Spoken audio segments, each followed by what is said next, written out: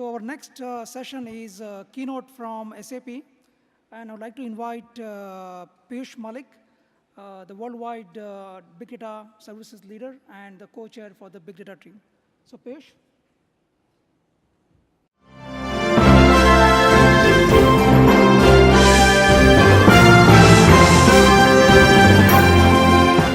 Good afternoon. Hope you had a good lunch. All right, we'll kick off the afternoon session in right earnest.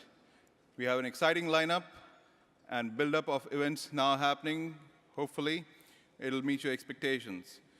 To introduce our next speaker from SAP, we have Amit Sinha, who is a Senior Vice President, Marketing and Head of Database and Technology Innovation at SAP. Amit leads the marketing for SAP's technology, platform, data management, and real-time applications. It's a $1.3 billion portfolio that is the fastest growing area at SAP. He also led the market introduction of SAP HANA and took it from start to a $500 million business in its first year. Previously, as VP of Business Network Transformation, Amit was responsible for driving the phenomenon of collaboration across business boundaries through innovation in SAP's portfolio and the go-to-market. Amit is a graduate of Indian Institute of Technology, Bombay, and the Haas Business School at UC Berkeley. He's passionate about the impact of technology on business and consumers. Please join me in welcoming Amit Sinha from SAP. Thank you. Thank you so much. Can you hear me in the back? Awesome. My passion is in the impact of technology to business, and there is no area like big data that has grown from no impact, let's say 2 or 3 years ago, to really being the opportunity of our lifetimes. So very quickly, my quick thing about big data is that it's here, it's real. At the end of the rainbow, there's a pot of gold, and we've seen it. I want to talk about a few examples that really bring it to life with real customers that have done this. I was talking earlier to our mentors here, and somebody suggested that I should talk about patterns or what we have seen in business where big data has been applied. These are some of the patterns that we have actually sold into customers, done real-life implementations of applying big data to solve big, wicked problems of our time.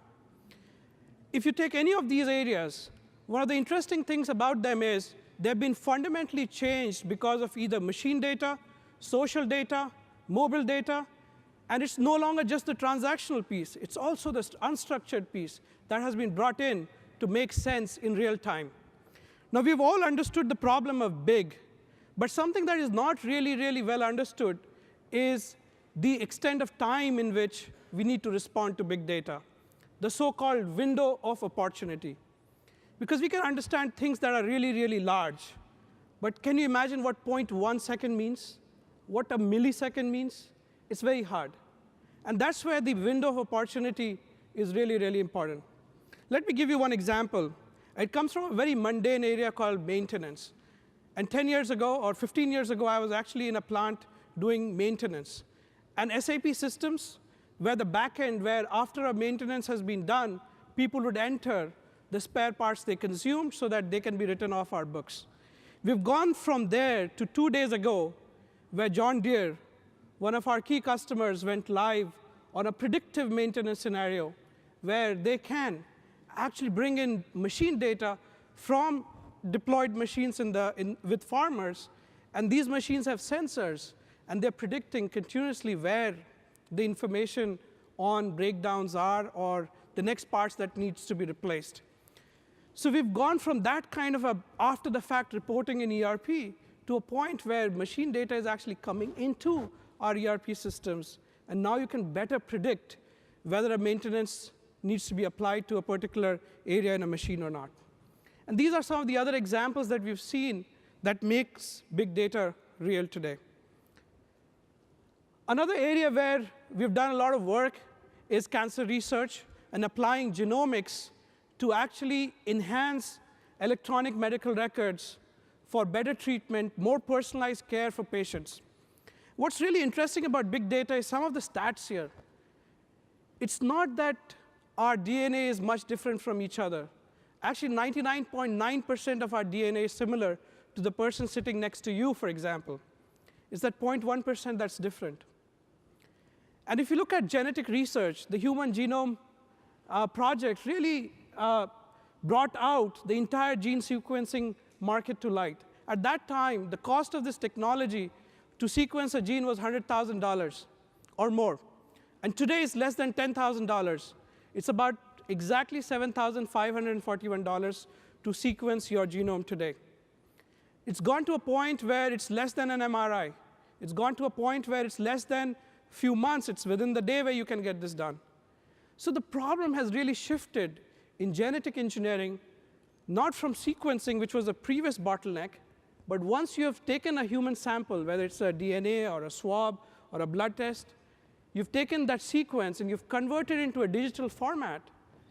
Now the challenge is really about analyzing it, making sense of this, doing what we call annotations, where your billions of records is stripped down into small parts, and then you try and understand how is it different than a normal gene? How is it different than a disease gene, for example? And Angelina Jolie was in the news the other day, in fact, yesterday, because this is probably one of the first cases where she actually doesn't have cancer, which predicted in such a strong way that she has it, that predictive care of cancer treatment has become a real issue of our times. Now, if you look at the big data problem here, there's lots and lots of data here. On some of our implementations, for example, at a big hospital in Germany called Charité, this is 2 billion data points collected every single day. And some of the stats shown here in the slide tell you why this is such a big data problem. It's not only your gene, but also the gene pool of everyone else, of other animals as well. And it's also not only comparing one sample from your body, but also your own sample over a period of time. Now, if you imagine big data, there's nothing bigger than this. And hence, the problem and the challenge is, again, the concept that I talked to you about before, the window of opportunity. Can you do it while you're actually sitting in the doctor's office, that 15 to 30-minute window that you have? Can medicine be real time? Why are we living in this world where your blood sample is taken 2 days after the fact, your results come in? We're already living in a time where information is real time.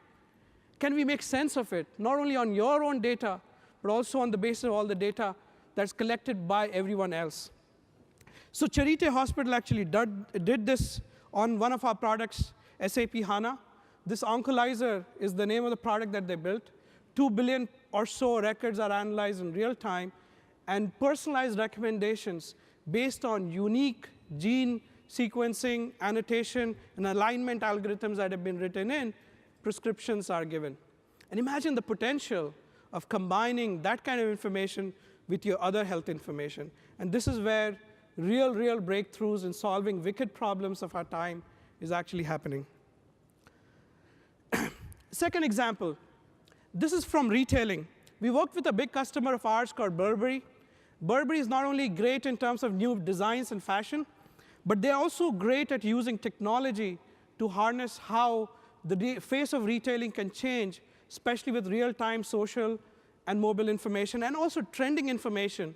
They believe in actually moving from ramp to real-time in stores within a matter of a day, for example. So if you went to their flagship store in London, you will find that an online browsing experience has been seamlessly incorporated into the store experience. And based on uniquely identifiable customer information, for example, when you walk in, the sales associate can actually correlate 360-degree information from prior purchase history to people like you who have purchased similar things across other Burberry locations. Social information up to the minute. They would know, for example, that you shop for your wife or significant other. And from the 10,000 things in the store, they can come up with 5 recommendations or 2 recommendations that's just personalized for you. And this is taking customer service to the next level. And this is where you convert customers much more than ever before, both online as well as in-store. And this blending of the multi-channel experience has only been possible because we finally tamed big data. And this is a clear example of that. This is a new example that came up very recently. I was at Sapphire, our annual event, just yesterday. And this case is absolutely fresh. Pirelli is the customer. They are makers of tires that go into trucks. But they also wanted to be more than just the maker of tires.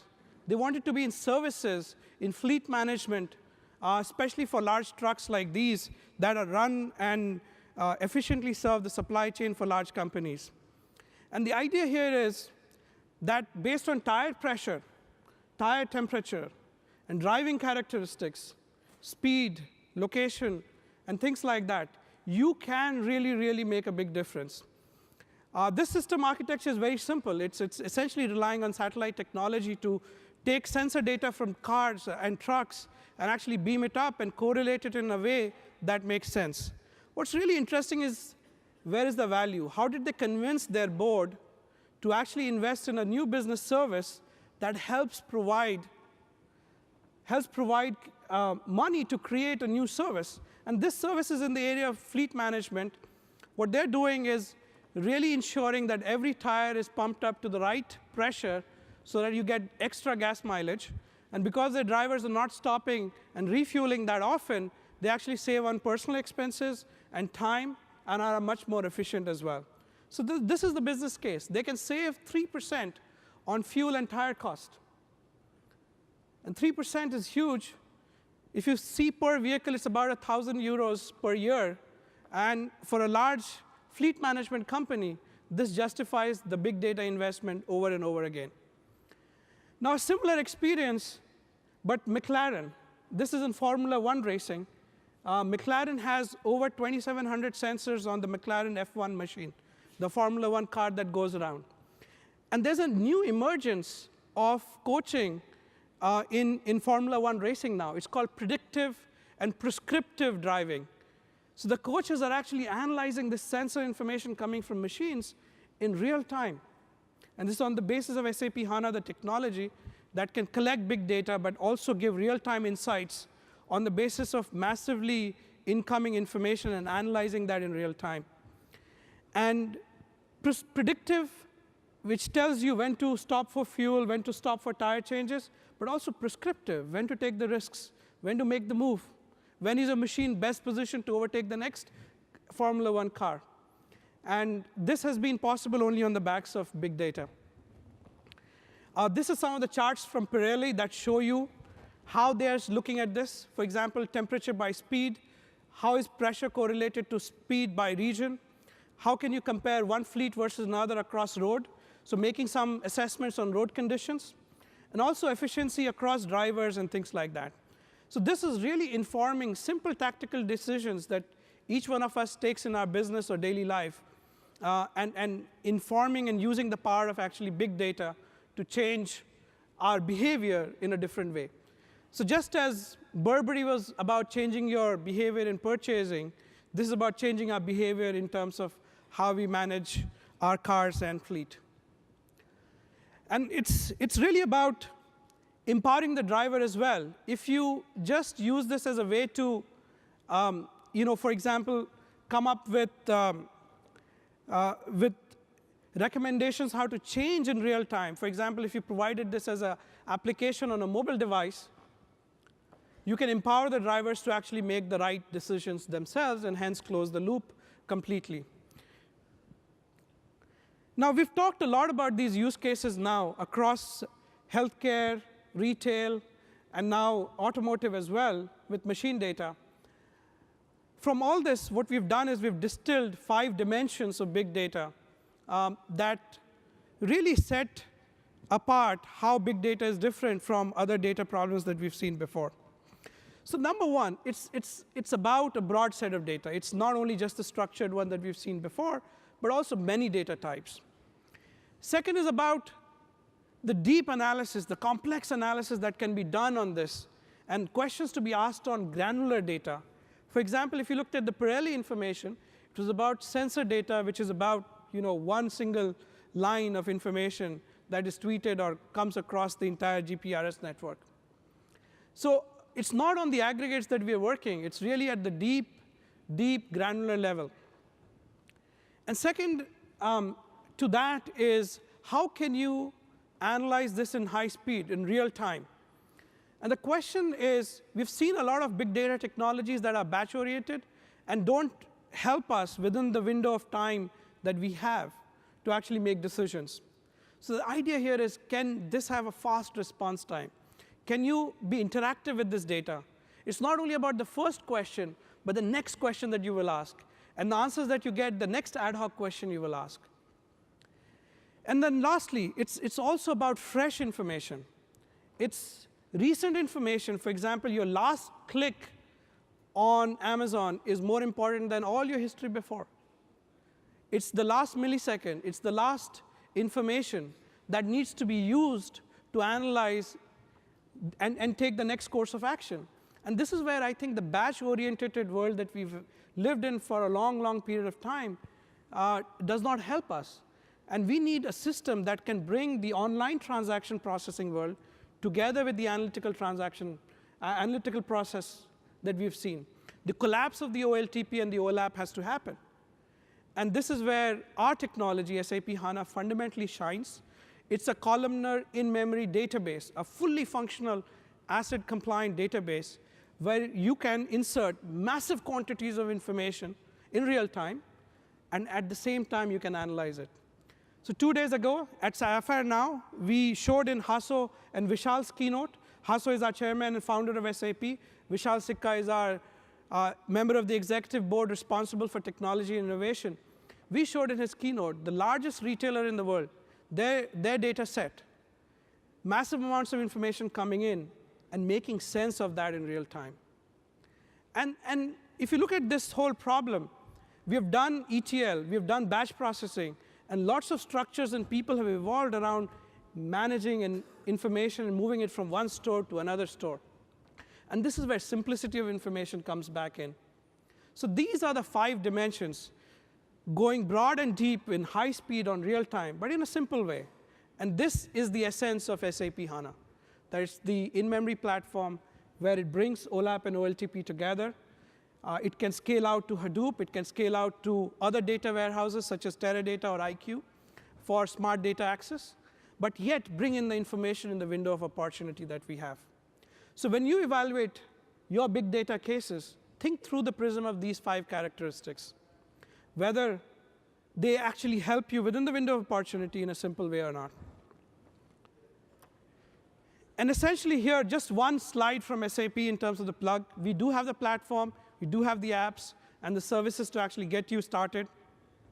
And there's a whole process to it. It's packaged in such a way that it helps you get there much faster. We are here at TiEcon for a very specific purpose. And this is the SAP Startup Focus Program. This is to all the entrepreneurs in the room. We know that TiEcon and the Indian diaspora and the larger Indus Valley diaspora is critical to innovation in the Bay Area. Lots of research done out of my alma mater, Berkeley, for example, that has said 1 out of 3 startups comes from this community. It's a huge responsibility. And SAP is known as a company for applications, especially on the enterprise side. So we had to fundamentally change SAP's value proposition and simplify ourselves. And we have done that. Very proud of the team that did this. It's very easy to be complex. It's very difficult to be simple. So for small entrepreneurs who are themselves starting out of the garage, 1 founder, 3 founders, have a tech guy and a business guy, and they want to work with SAP, SAP has simplified itself to work with you. We bring together a very condensed program where you get the technology for free. We have an incubator program that across 2 days gives you a very condensed knowledge and access to the technology and experts. And we have piloted this program over the last 1 year.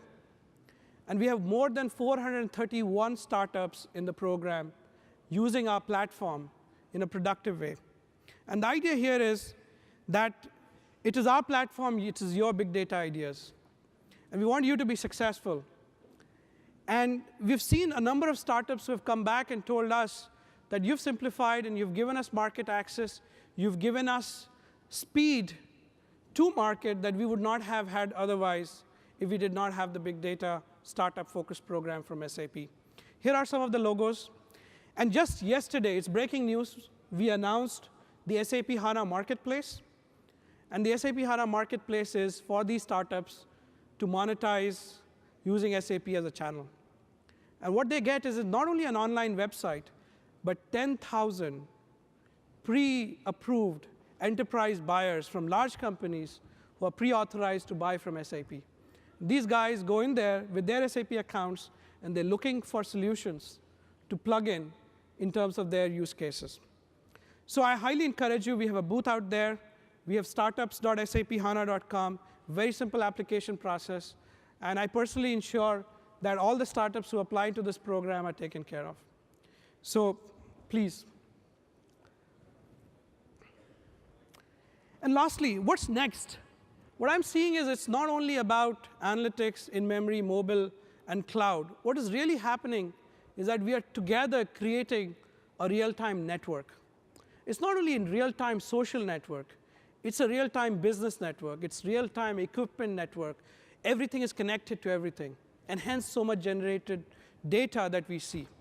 And we are seeing the emergence of the future where there's a global nervous system somewhere, whether it's in healthcare, whether it's in retail. And this nervous system has a real-time sense and response mechanism. And you can apply this to every industry again and again. And this is the opportunity before us. Don't look at industry-specific things only. Look at the intersections. Look at how patient, healthcare, insurance as a network is changing. Look at how automotive, tire manufacturing, and drivers are fundamentally changing. Look at how the network, for example, of consumer products, retail, and the end shopper is changing. So looking at these networks, if we can really enable that, that would be awesome. So with that, I close my keynote. And thank you for listening and giving us the opportunity.